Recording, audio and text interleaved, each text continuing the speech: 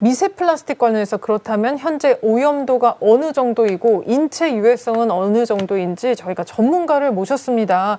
고려대에서 관련 연구를 진행하시는 분인데 오경식 고려대 환경생태공학부 교수님 나와 계십니다. 교수님 안녕하세요. 안녕하세요. 네, 안녕하세요. 네, 반갑습니다. 일단 시간 내주셔서 감사합니다. 교수님 일단 기본적인 질문부터 드리고 싶은데요. 그 미세 플라스틱이 이제 뭐 농산물, 수산물을 통해서 인체에 들어온다고 하잖아요. 인간이 1년에 먹는 미세 플라스틱 양 어느 정도일까요?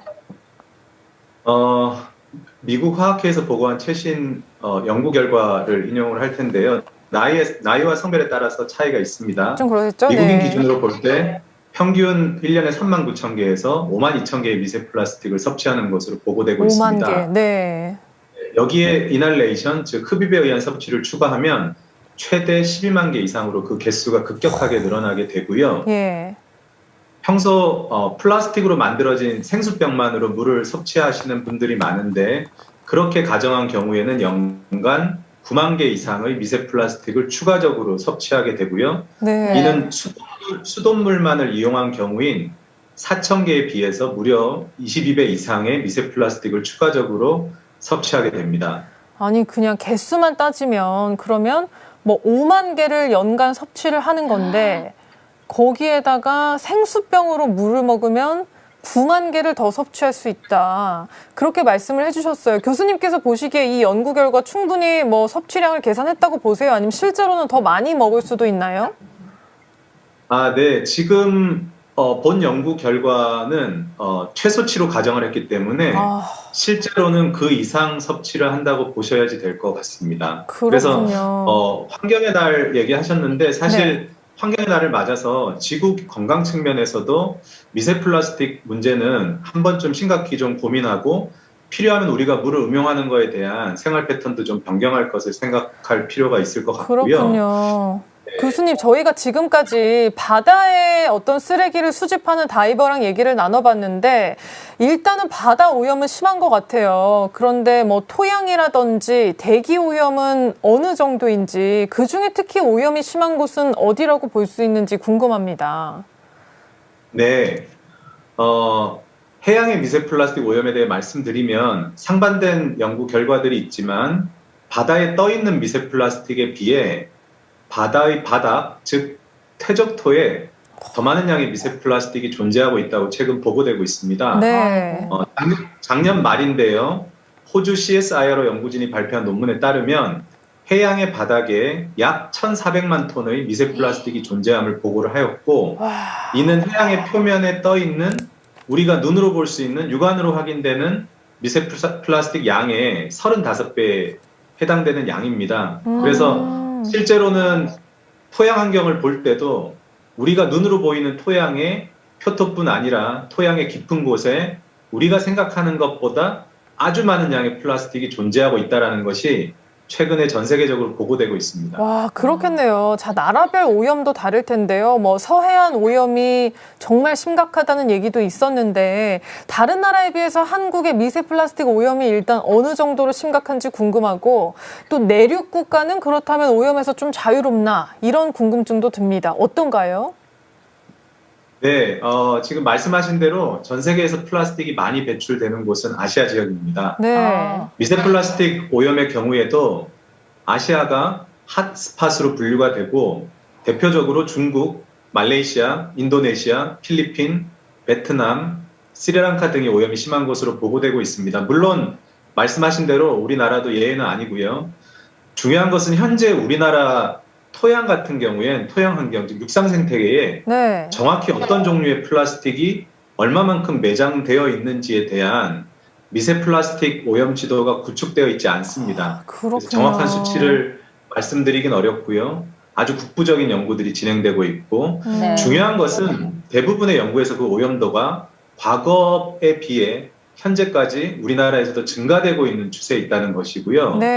앞에서 제가 지금 이제 말씀드렸지만 토양에는 우리가 현재 알고 있는 것보다 훨씬 많은 양의 미세 플라스틱이 존재하는 것으로 판단되고 내륙 국가라고 해서 플라스틱 오염에서 자유롭다라고 하는 상황은 아니고 우리나라도 농경지뿐만 아니라 우리나라 주요 시군, 토양 환경의 미세 플라스틱을 전수조사하고 지도하는 작업이 필요한 상황입니다. 그렇군요. 아니, 저는 농산물에서 어떻게 미세 플라스틱이 나온지 진짜 궁금했거든요. 뭐 그러니까요. 사과 같은 데서 나온다는 거예요. 근데 이게 바로 미세 플라스틱의 토양이 오염됐기 때문에 네. 그 영향을 받은 거라는 그런 해석이 가능하겠네요. 자, 교수님, 그러면 미세 플라스틱을 먹지 않을 수 있는 방법이 있는지 궁금합니다. 뭐 수산물만 안 먹는다고 해결될 수 있는 건 아닌 것 같거든요. 그러네요.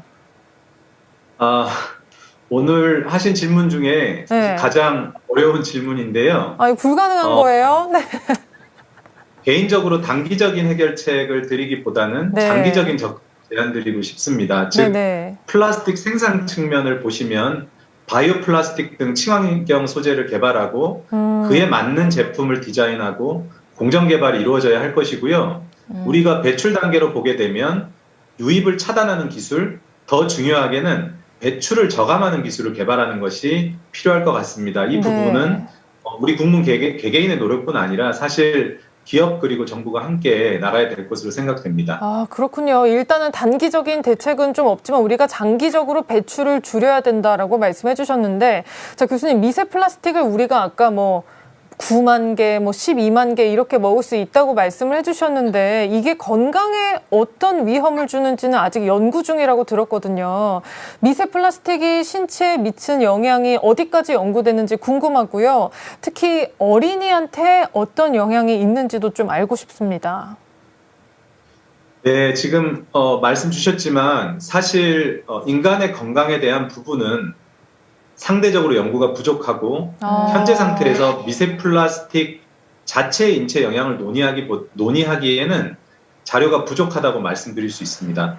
물론 비슷의 독성은 널리 알려져 있습니다. 네네. 통상은 미세 플라스틱 크기가 작을수록 생체에 축적될 확률이 높아지고 중금속과 같은 다른 종류의 독성 물질과 미세 플라스틱이 함께 존재하는 경우에 일부 연구에서는 그 독성을 더 높일 수 있다는 연구 결과들이 나와 있지만 중요한 것은 미세 플라스틱은 현재 어디서나 발견이 되고 향후 장기적인 관점에서는 반드시 해결해야 된다는 문제임을 상기시키 드리고 싶습니다.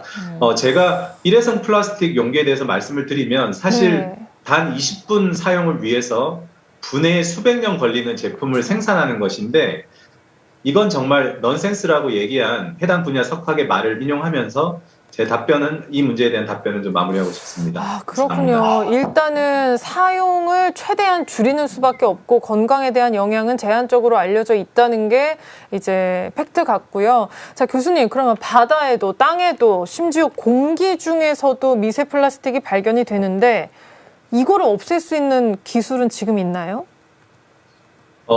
이게 토양이냐 물이냐 혹은 우리가 대기를 얘기하느냐에 따라서 그 매체에 따라 다르겠지만 만약에 물을 중심으로 얘기를 하신다면 기술적으로는 가능은 하다라고 할 수 있습니다.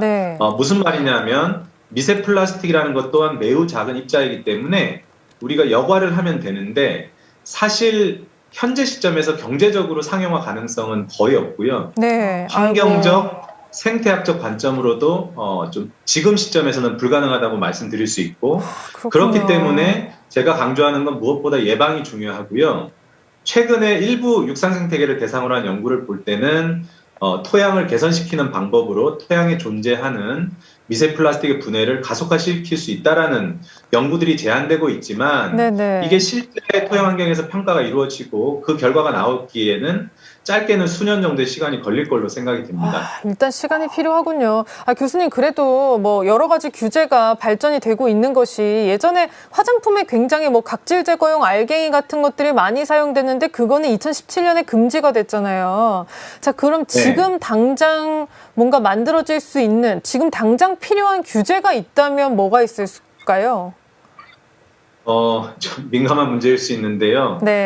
현재 코로나로 인해 급격히 수요가 증가한 일회용 마스크 같은 경우는 환경에서 플라스틱 그리고 말씀드렸다시피 일부 그 오염물질 공급원이 될 확률이 있습니다. 그래서 이런 것들을 우리가 좀 다뤄야 되고요. 실제로 식품의약품안전처는 세정과 각질 제거를 목적으로 하는 화장품 그리고 제품에서 미세 플라스틱 사용과 판매를 금지하고 있습니다.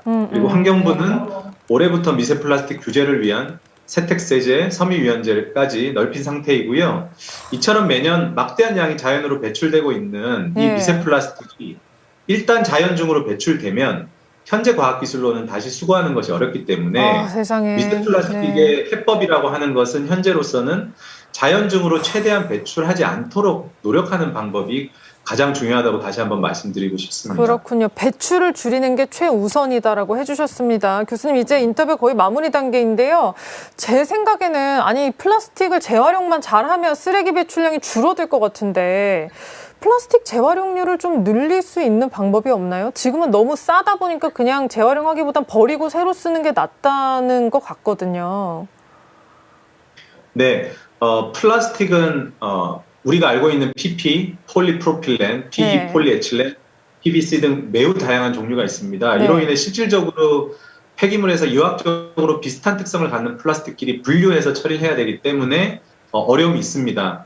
코로나 바이러스 감염증이 전 세계적으로 발생하고 의료용 마스크에 대한 수요도 급격히 또 증가했고 예. 마스크 폐기물 또한 적절히 처리해야 되는 폐기물로 특히 또 수술용 안면 마스크는 미생물에 의한 오염 위험이 있기 때문에 각별한 처리가 필요합니다. 그래서 우리가 실제로 지금 이제 물어보신 대로 이런 재활용이 어려운 이유들이 있고 일부 폐기된 마스크의 일반적인 처리는 의료 폐기물을 수집하고 여러 학적인 연소를 통해 추가 처리하는 방법들도 나와는 있는데 앞서 말씀드렸지만 이런 플라스틱 오염은 향후에 지속적으로 증가하고 있기 때문에 세계 환경의 날을 맞아서 이런 전체적인 플라스틱 오염에 대한 문제를 우리가 모두 좀 심각하게 생각하고 함께 해결해 나가야 할 국가적인 문제로 좀 논의를 했으면 하는 개인적인 바람이 있습니다. 그렇군요. 진짜 모두의 노력이 필요한 시점인데요. 교수님 보내드리기 전에 한 가지 질문이 추가로 있는데 아까 우리가 먹는 양이 굉장히 많다고 하셨잖아요. 아까는 미세 플라스틱 개수로 말씀해 주셨는데 어떤 보도를 보니까 뭐 5g을 한 달에 먹는다든지 뭐 우리가 신용카드를 1년에 50개를 먹는다는 보도도 있어요. 신용카드 50개 먹는 거 맞아요, 교수님? 이 정도 양이 되나요? 우리가 그렇게 단정해서 얘기는 사실 하기 어렵고요. 신용카드로 비교를 해서 이제 편히 얘기는 하는데 네. 사실은 플라스틱을 개수하는 것과 플라스틱의 종류에 따른 부피와 밀도가 다르기 때문에 그렇겠네요. 그것을 정확히 양으로 환산해서 몇 개를 먹는다라고 얘기하기에는 좀 무리가 있을 것 같습니다. 그렇군요. 어쨌든 먹는 개수는 우리 생각보단 굉장히 많을 수 있고 생수병을 이용하면 그 크기가 폭증한다. 네. 그 양이 폭증한다. 그렇기 때문에 최대한 안 쓰고 안 버리는 게 정답이다라는 말씀을 해주셨습니다. 교수님 오늘 긴 시간 내주셔서 감사하고요. 앞으로도 미세 플라스틱 배출을 좀 줄일 수 있도록 많이 노력을 해야겠습니다. 오늘 고맙습니다. 네, 감사합니다.